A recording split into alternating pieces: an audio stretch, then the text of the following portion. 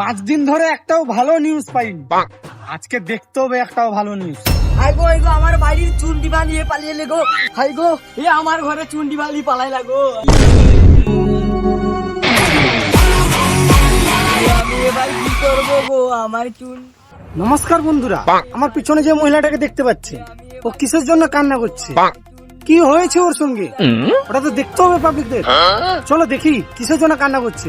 ওর কি পরিবারে প্রবলেম হয়েছে না শারীরিক সমস্যা? চলো জিজ্ঞেস করি।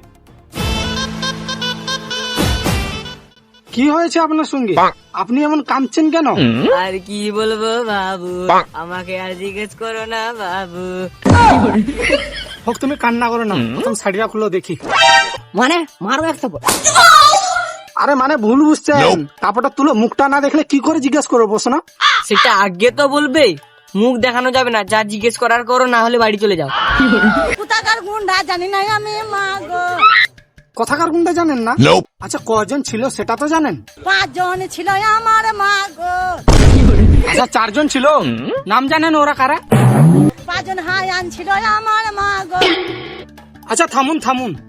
সবার হাতে ছিল অস্ত্র, মা গো। আরে থামুন রে বাবা। আরে বাস, মার করে দিল। একটা কথা জিজ্ঞেস করছি, একটা কথা বলছে। আর রিপোর্টার করবো না আমি। চল ঘর চল।